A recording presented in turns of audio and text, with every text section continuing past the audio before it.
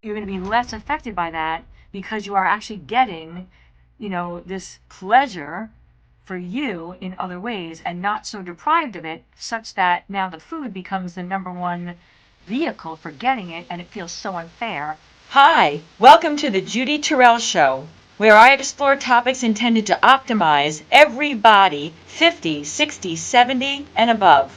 Hi, everybody. Welcome to my episode number 5 in my 6-part series on what are some of the common self-talk thinking habit patterns or statements that I hear over and over from clients as I'm working with them one-on-one, to the point where I've identified this as a pattern, a trend, a common one that's getting more than just one person to fall off their plan, but many people, and maybe you, for this one. This is number 5. So what I'm doing in this video series is I'm identifying the thought self-talk pattern that I'm identifying, and then I'm giving you an alternative so that you can actually continue to see results and not have your own self-talk derail you. All right.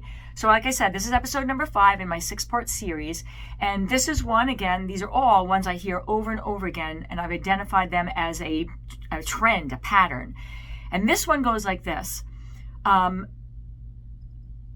have my friends, my family members, like people I see all the time, it's not fair.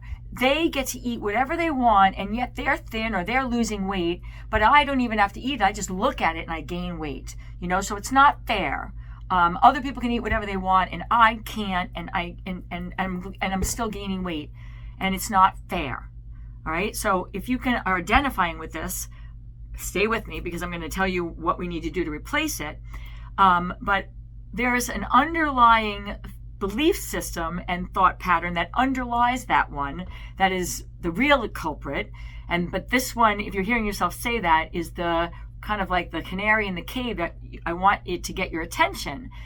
Because what is really underlying that thought, that self-talk in your brain, is not even so much that other people can eat food and not gain weight, that is on your taboo list, and you're saying I can't have that food because that's like a fun food or a fattening food or like a hedonistic food. It's a food that most people love and enjoy, and I can't have that because I'm trying to lose weight, or I'm unsuccessful at losing weight, so I'm trying to not have that, and it's not fair, right? What's underlying that is the lifestyle practice of not having enough things that you built into your everyday life that give back to you. It's always the case. It's not fair. Other people can eat that and lose weight, and I can't. Really is the statement saying, I don't have enough pleasure in my life, and other people have, and I don't, and it's not fair. So, because it's not just the food. Yes, it's the food, definitely. And yes, that frustration over weight loss is the surface thought there. But it's a deeper issue. It's not just the food. When someone is saying that and they really are feeling like it's not fair, it is usually a signal that underneath that is a belief system that I have to take care of everybody else first, and everything else in my to-do list and the things I'm responsible to, and I am last on the list, and therefore I never get anything that I get pleasure and kind of self-rejuvenating to give back to myself. And that's not fair. And it's not fair, because anybody who's trying to live under that belief system and those thought patterns is going to feel like they are almost like living with just enough oxygen to keep them barely alive, but it's a struggle for every minute to be on the planet. And, who wants to live like that? That's a horrible kind of energetic field of which to live in. And I guarantee you, because usually what happens then is the person caves and they eat the food, they engage with it in the social outing, they have the dessert with everybody else, and, it doesn't solve the problem. It's like they're still feeling, this underlying sense of, all right, yeah, but now I've got to, I've got to abstain from eating that ever again. And they have remorse and they have guilt, and it's all a big negative sewer of energy that you're swimming in. Okay. And I guarantee you that this is less to do with the food and more to do with this bigger, how you're living your life of like waiting till everything else gets taken care of and everybody else is taken care of until you give back and pleasure yourself. So we have to address that. We have to shift that. And when we do, when I'm working one-on-one with a client, then that feeling, that complete feeling of unfairness and upset that comes from that thought is lessened, if not eradicated, because now you've got other things that you're giving yourself that pleasure you. And so you don't feel like it's so unfair that someone else is using food, because you've got other things in your inventory in any given day that is giving you that feeling. And so you don't need it to come from the food, and you're not feeling so left out and like the only person who, life is being unfair to. Your Second 50 Life is my virtual platform that is designed for both men and women over 50 and 60, 70, and 80. And it includes pre-recorded video information on exercise and how to do it, whether you're fit and in good health, or if you have bad knees, bad shoulders, a bad back, whatever. It includes information on how to eat for weight management and how to eat for health management. It includes information on the psychology of aging and what do we need to do in our heads, because let's face it, this aging thing is not for the faint of heart.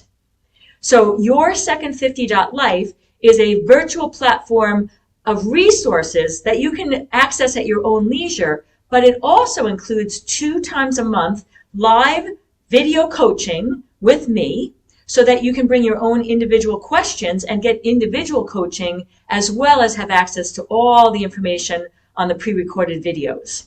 So please check it out, because we're all in this together and we got this. All right. So I hope, you're kind of getting what I'm saying and it's resonating with you.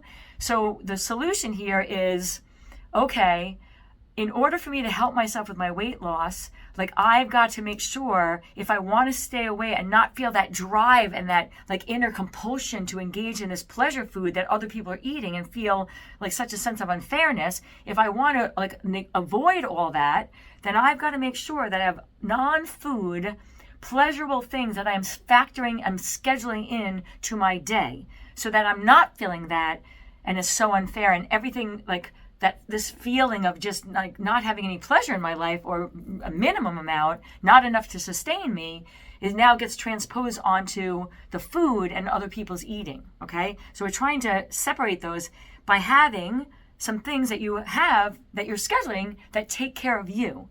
All right. And most of my clients are I'm busy. I want to go on vacation. I want to get a massage, but I can't take that time. All right. So I'm going to give you some more practical and accessible things. Okay. So, one that I tell people that have kids and they are driving their kids all over and they've got to go to their sport, they bring them to the field and now they're sitting on the bleachers waiting for the kid to finish the practice 4 days a week, feeling, like they're happy to support their kid and they even want to watch them when they're playing their games and everything. But there's this sense again that they're compromising themselves. There's other things they would like to be able to do then with that time, which they never entertain because they're going to drive their kid there. They would never be a poor parent. But maybe we can kill 2 birds with 1 stone. Perhaps there's an online course, or there's a skill or an artistic thing that you want to learn about that you can then purchase, and then have a laptop, or a notepad or something with you. So now you're there watching your kid with practice, but you're actually doing something online that is feeding your soul, okay, and giving you pleasure and expansion and growth in your own self. And that is something that if you're building that in, that might help you to then, when the practice is done and you got to go to fast food takeout, help you to not have that feeling of, see, my kid gets to eat this and my spouse is going to eat, where X, Y, Z I'm stopping at. It's not there. I don't get to have that. It's okay, I'm going to wait. I'm going to go home and have the food that I have there, or, I'm taking care of myself because I'm doing this course and I just fed my soul, right? So I don't have to get that from the food, and I don't have that feeling of such unfairness because I'm not able to take care of myself, okay? Another way to do this is, or to get this in is, schedule a doctor's visit, not really in your schedule, your work schedule, your common schedule, or even your own schedule. You X off an hour as if you would have if you had to go to a doctor's appointment, but it's not going to be a doctor's appointment. It's going to be like a wellness hour for you, and maybe you go shopping, or maybe go up to a local park and you go out and you take a walk for a half an hour. Maybe you just sit in your car, or you go get a cup of coffee, not with all the stuff in it, and you sit at an outdoor cafe and you read the newspaper or you read a magazine. You're just giving back to yourself, giving yourself that sense of pleasure and,